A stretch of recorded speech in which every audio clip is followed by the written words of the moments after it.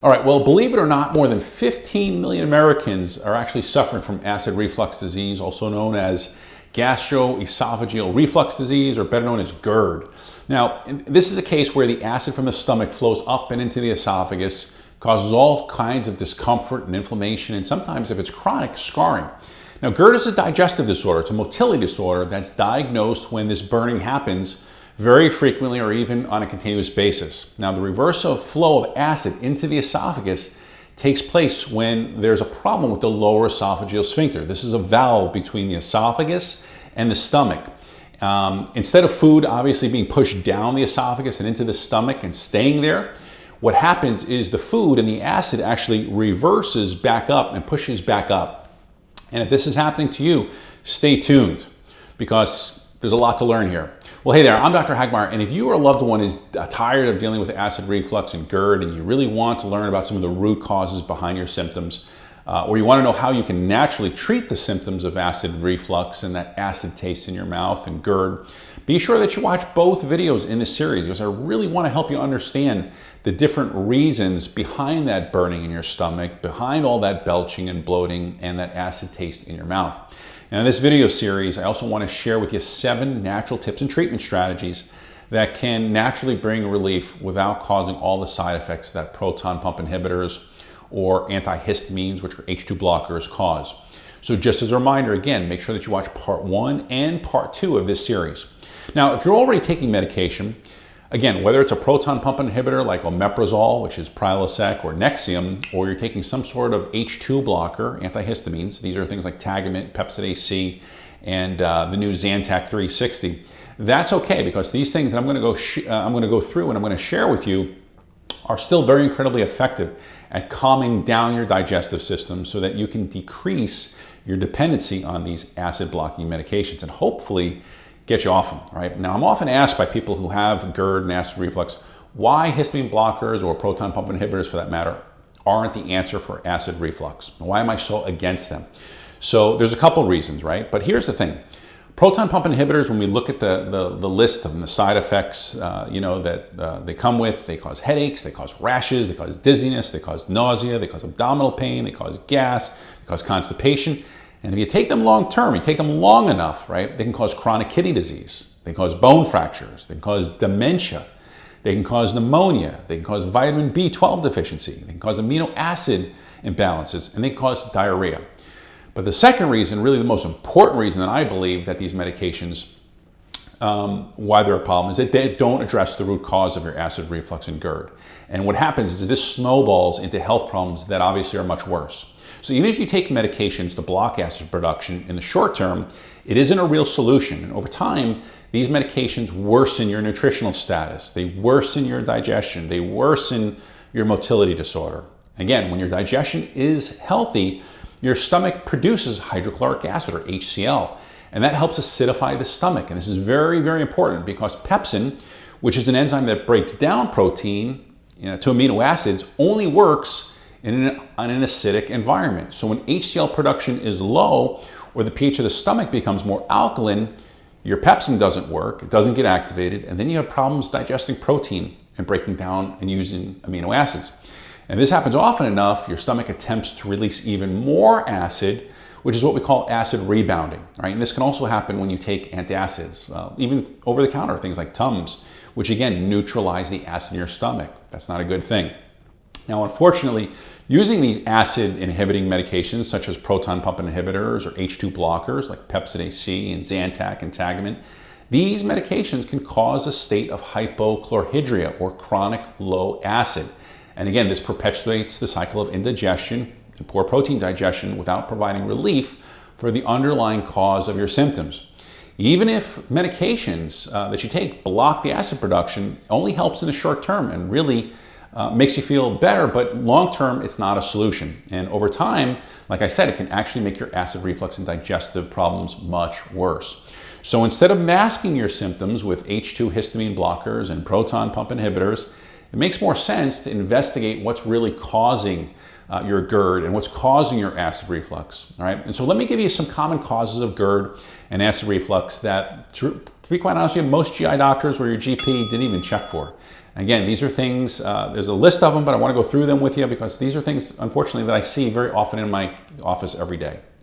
Number one is atrophic gastritis, right? This develops when the lining of the stomach has become inflamed for several years. The inflammation is most often the result of a bacterial infection caused by H. pylori, or otherwise known as autoimmune gastritis is another issue, chronic inflammatory disease where there's destruction of the parietal cells of the part of the stomach called the corpus or the fundus.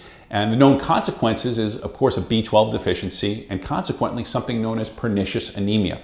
Okay, so number two is a hiatal hernia. Now, when the lower esophageal sphincter and the stomach wall below it bulges up through the opening in the diaphragm, it allows the acidic contents of the stomach up and into the esophagus. The larger the hernia, the greater the acid reflux. And again, this is usually only going to be detected on a chest x-ray, but usually an endoscopy. Number three is obesity. Extra weight increases the pressure on the lower esophageal sphincter so that it stays open. And when it stays open, it allows the stomach acid to reflux into the esophagus. Number four is a loss of muscle tone. The lower esophageal sphincter can lose its tone and its mobility as we age, making it more likely for the contents of the stomach to push up through the weakened valve. And some studies actually show that stomach acid levels also naturally tend to decline as we age. So as that HCl stomach acid levels decline, your ability to digest protein and other foods is compromised, and then you develop acid reflux. Number five is prescription medications. These are going to include things like anticholinergic. These can be medications that people are prescribed when they actually have been diagnosed with a motility disorder like irritable bowel syndrome or chronic diarrhea. These medications, again, can affect peristalsis, which is that muscular wave-like contraction that, again, is pushing food and waste down and out. Instead of food and waste going down and out, here again, it refluxes up into the esophagus. And again, medications used to treat chronic pain, like codeine and other opiates, they can slow down the action of smooth muscle tissue, and that can affect the lower esophageal sphincter tone. Another medication that we have to be aware of are antidepressants, especially tricyclic antidepressants. Remember again, motility and digestion is under the control of neurotransmitters. And again, many of these neurotransmitters in the gut work on the brain as well as the muscular contractions of the gut. So again, there's a video that I did. You can go back and watch that video on motility and digestion. Other medications that are important to be aware of is antibiotics, birth control pills, medications that women are put on for osteoporosis. These are known as bisphosphonates. Number six is thyroid disease, and that includes Hashimoto's disease, right? Thyroid disease affects every aspect of digestion and motility, and stomach acid is no different. Hypothyroidism contributes to hypochlorhydria, again, a condition in which the stomach acid is too low. And again, for someone with acid reflux or chronic indigestion and belching and bloating, this may sound like a good thing, but in fact, low stomach acid actually causes heartburn, and it causes indigestion, and it causes Gerd. Hashimoto's disease, this is an autoimmune disorder that attacks the thyroid gland. Again, it's common for a person with Hashimoto's disease to also have atrophic gastritis, a pernicious anemia. And again, this is an autoimmune motility disease. Things like celiac disease and things like leaky gut. Number seven is small intestinal bacterial overgrowth. This is a condition where now you have an overgrowth of bacteria in the small intestines. Again, this is often overlooked in patients with acid reflux, but again, multiple studies show, and we see it all the time, that SIBO, or that bacterial overgrowth, and Gerd are connected. And again, each can be causing the other. Now remember what I said earlier about stomach acid, right? I said stomach acid also plays a role in keeping bacterial populations within the stomach and the small intestines in check. And if you have poor stomach acidity, the small intestine loses its acid and base ratio. This allows bacteria to colonize in the small intestines. And when this happens, you develop bloating and you develop belching and you get gas and you get acid reflux. And in many cases, you'll experience diarrhea or constipation. I already said hypochlorhydria, but it's worth mentioning again. This is low stomach acid. Again, if you don't have stomach acid, you can't digest food, you can't activate those enzymes, you can't absorb nutrients. And this again leads to indigestion and heartburn and Gerd. And very importantly, it leads to malnutrition and bacterial overgrowth. Remember, heartburn and Gerd is a condition caused by low stomach acid production, or when the pH of the stomach changes to become slightly more alkaline. Now, the majority of the time, it's not too much acid that's causing this problem, it's insufficient acid production. Okay, so keep that in mind. Number nine are food allergies and food intolerances. Believe it or not, if you suffer from gas, bloating, acid reflux after meals, you may be dealing with either a food allergy or a possible food sensitivity, right? There's more to acid reflux than just so-called spicy foods causing that heartburn, right? If you have food allergies or food sensitivities, stomach acid may not be able to break down the proteins or the carbohydrates or the sugars in the foods that you're eating. And again, this leads to issues. Number 10 is alcohol and tobacco. Smoking can decrease the pressure in the lower esophageal sphincter, while alcohol delays gastric emptying. And what that means is that food sits in the stomach rather than being digested. Alcohol and tobacco also lower the pressure of that sphincter we're talking about, that lower esophageal sphincter. And again, this is like a trap door between the esophagus and the stomach.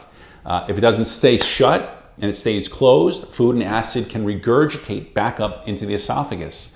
Now, I gave you about 8 reasons in my last video on digestion motility why alcohol needs to be avoided when you have digestion motility issues, right?